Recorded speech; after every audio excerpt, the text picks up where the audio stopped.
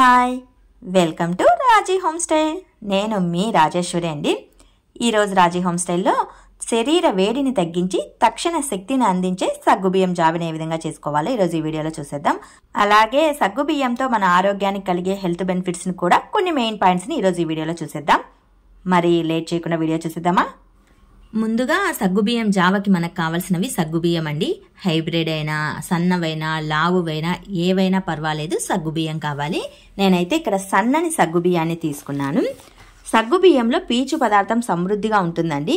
ఇది శరీరంలోని జీర్ణక్రియలను సాఫీగా జరిగేలాగా చూస్తుంది, జీర్ణ వ్యవస్థను మెరుగుపరుస్తుంది అన్నమాట. మెయిన్గా ఏంటంటే శరీర వేడిని తగ్గిస్తుందండి, తక్షణమే మనకు శక్తిని కూడా అందిస్తుంది. ముందుగా ఒక చిన్ని కప్పుమైన అంటే ఒక 2-3 టేబుల్ స్పూన్లమైన సగ్గుబియ్యాన్ని పెన్నంలో వేసుకొని దోరగా వేపుకోవాలి. సన్నని సెగపైన వేపుకోవాలండి, ఎక్కువ మంట పైన వేపుకోవద్దు, సన్నని సెగపైన వేపుకోవాలి. జస్ట్ ఇవి లైట్గా వేడి సెగకైతే చాలు. ఇలా వేగిన తర్వాత కాసేపు చల్లారనిచ్చి మిక్సీ జార్కు వేసుకొని ఫైన్ పౌడర్ లాగా మిక్సీ పట్టేసుకోవాలన్నమాట. ఇవి వేగుతున్నప్పుడు మాడిపోవండి, అలాగని చెప్పేసి ఎక్కువసేపు ఉంచొద్దు. లైట్గా ఒక 5 to 6 minutes ఉంచితే చాలు సన్నని సెగపైన. ఇవి బాగా వేగిపోయాయి. ఇప్పుడు వీటిని మిక్సీలో వేసుకొని ఫైన్ పౌడర్ లాగా మిక్సీ పట్టుకోవాలి. స్టవ్ పైన ఒక చిన్నపాటి గిన్నె, జావ కాచుకోవడానికి సరిపడే గిన్నెను వేసేసి అందులో 1 కప్పుమైన వాటర్ని వేసుకోవాలి. ఇలా మిక్సీ పట్టుకున్న పౌడర్లో కాసిన్ని వాటర్ని వేసుకొని పల్చగా ఉండలు లేకుండా కలిపేసుకోండి. ఎక్కడా గడ్డ కట్టినట్టు అనిపించుకోకుండా ఇలా ఇక్కడ వీడియోలో చూపిస్తున్న విధంగా సాఫీగా ఉండేలాగా కలిపి పెట్టుకోవాలి. స్టవ్ పైన ఉన్న వాటర్ ఇలా మరుగుతున్నప్పుడు మనం ఏ కప్పుతో అయితే సగ్గుబియ్యం తీసుకున్నామో అదే కప్పుతో బెల్లం తురుమును కూడా తీసుకోవాలి. స్వీట్ సరిపోయేంత అండి. కొద్దిగా ఇలాచీ పౌడర్ని కూడా వేసుకోవాలి.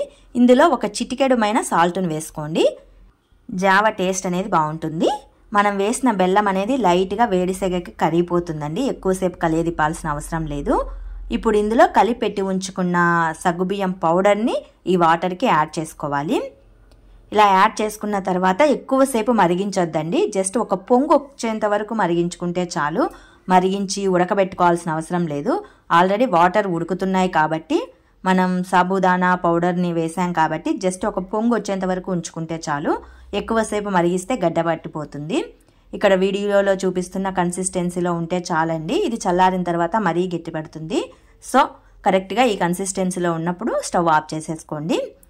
దీన్ని గోరువెచ్చగా ఉన్నప్పుడే మనం తాగితే హెల్త్కి చాలా మంచిదండి. చల్లారిన తర్వాత పెద్ద యూజ్ ఏముండదు. కాస్త గోరువెచ్చగా ఉన్నప్పుడు ఇలా గ్లాసులలో వేసేసుకొని 1 కప్పుమైనా కానీ తాగేసేయండి. ఇలా డైలీ తాగటం వలన శరీరంలో వేడి అనేది చాలా వరకు తగ్గుతుంది. అలాగే మనకు తక్షణ శక్తి కూడా అందుతుందండి. సగ్గుబియ్యంలో కాల్షియం ఎక్కువగా ఉంటుందండి. ఎముకల దృఢత్వానికి కూడా ఇది చాలా మంచిదన్నమాట. అలాగే సగ్గుబియ్యం జావ తాగటం వలన జ్వరం, తలనొప్పి, మోషన్స్ వంటివి వెంటనే తగ్గుతాయి అన్నమాట. ఈ జ్యూస్ శరీరానికి తక్షణ శక్తిని అందిస్తుందండి. అలాగే శరీర బరువు తగ్గాలి అనుకునే వారికి కూడా ఇది మంచి డైట్ ఫుడ్ అని చెప్పచ్చు. మరి మీకు నేను చేసిన ఈ సగ్గుబియ్యం జావా ప్రిపరేషన్ వీడియో నచ్చినట్లయితే మరికొన్ని ఇలాంటి రెసిపీస్ కోసం do subscribe my channel. Thanks to watching this video. Once again, thank you for all.